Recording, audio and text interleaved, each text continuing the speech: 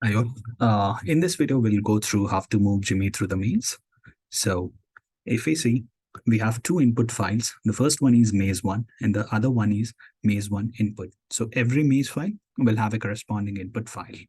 So let's see which function we need to write in order to read the input file for the corresponding maze. So for example, if we see the first test case, we have both maze1 and maze1 input. So let's go through the function header that's already provided for maze1 input. So we have something called as process input file. So previously we have created a vector called maze. Now for process input file, we have to create another vector, but this time it's a one-dimensional vector called directions. Okay, and this one-dimensional vector directions is also made up of characters.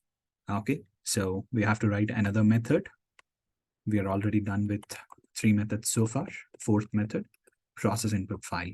So in process input file, we are given a file name. So this file is nothing but maze1 input. So our task is to read this input file. And if we see, this input file too contains an empty line at the beginning. And again, do not worry about the empty lines. Read the file like how you read the normal ones, and it should take care of it. And this file contains all the directions. And these directions are in character by character. So we have to read each character separately. And it really doesn't matter how many characters are there in a line. Read how you read a character from a file, and it should work for you. So not to get confused with that. And coming to process input file, again, read from file into directions vector, but character by character. Again, this file returns a Boolean value. So we have to check if everything is good with the file.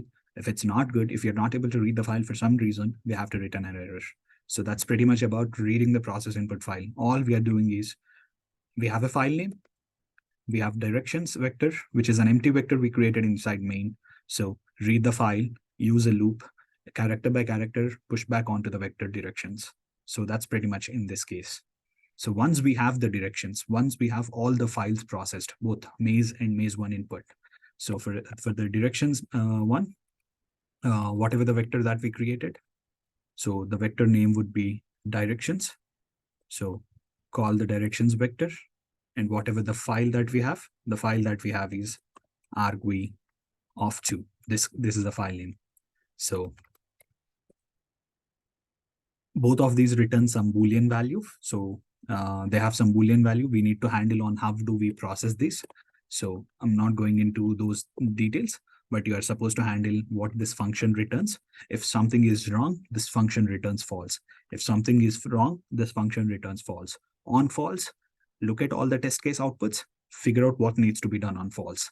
On true, look at all the test case outputs and figure out what needs to be done.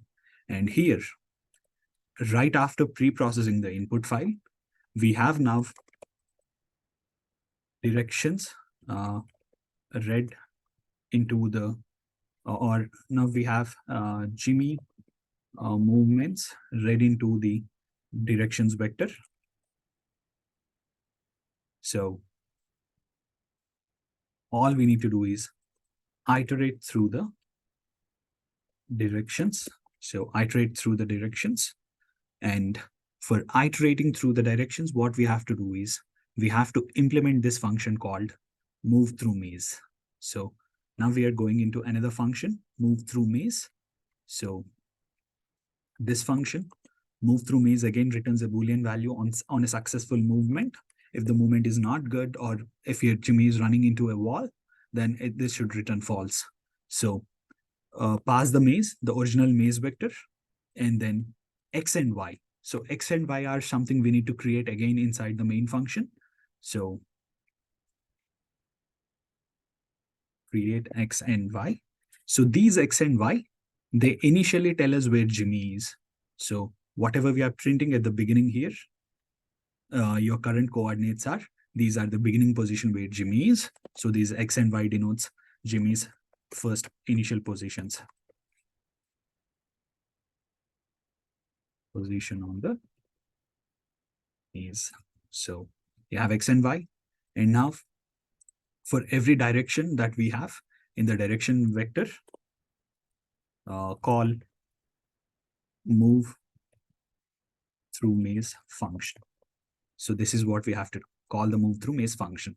And when you're calling the move through maze function, you have to make sure you're passing the maze, you're passing the positions of Jimmy's initial positions, X and Y, and whatever the character input that you have. For example, the first character input that we have is D.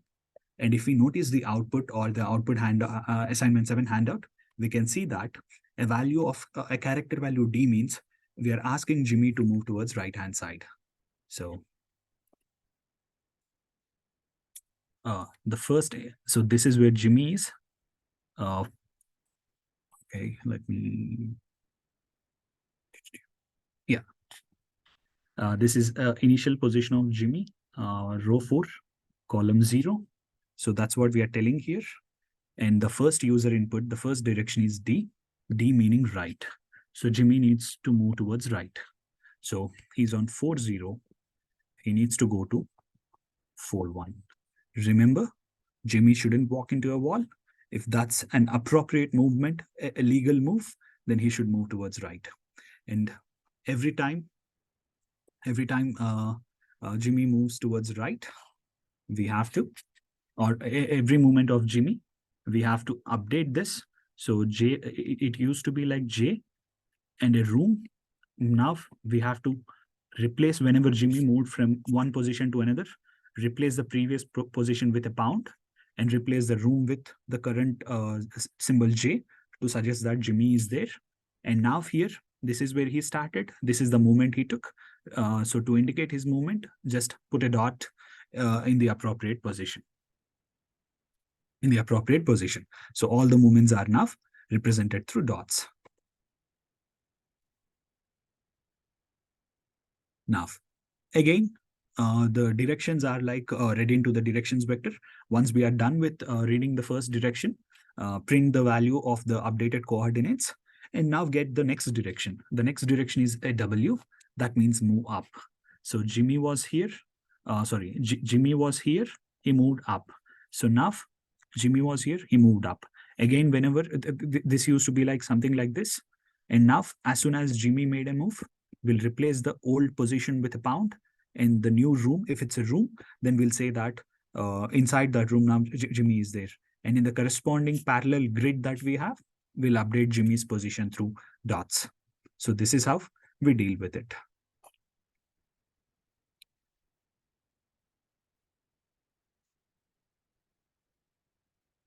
So in this manner, we have to handle all the Jimmy's position.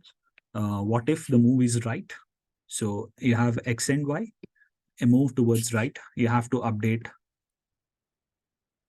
X and Y. So D is for right. If the character input is A, Jimmy should move towards left. If the character input is W, Jimmy should move up. If the character input is S, Jimmy should move down. So all these 4 are the valid moves in this case. And we should allow Jimmy to move if and only if there's no wall and if it's a room. So for instance, in one of the test cases,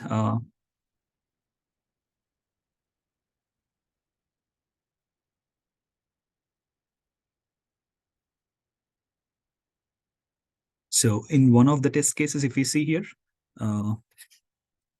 Jimmy is currently here, and the next input is asking to move, asking Jimmy to move towards right. But a move towards right is a wall. A wall is denoted by an or symbol or a pipe symbol. So this is a wall. So if there is a wall, then we need to print an error message telling that Jimmy cannot move.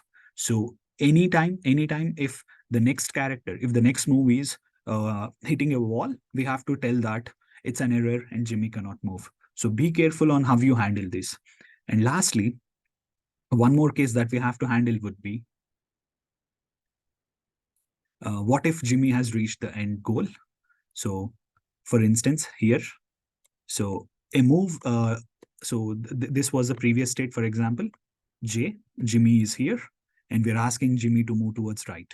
So a move towards right means Jimmy has reached the exit gate or exit door. So when Jimmy has reached the exit door, we are not replacing Jimmy's position with a pound. We are not doing it. We're simply telling that that's when he has reached the end goal, and we are only updating this part here. So upon reaching end goal, just print X value for the corresponding pipe in that particular row. So this should do when Jimmy has reached his end goal. And yeah, that's pretty much about the process maze input file. We will read the contents of the file into a vector, and we'll call the move through maze function one after the other. And every time we move through maze, remember to update Jimmy's coordinates. Jimmy's coordinates are tracked by these variables X and Y. So remember to update these and print this and then prompt the user for the next input. So that's pretty much about this video. Thank you.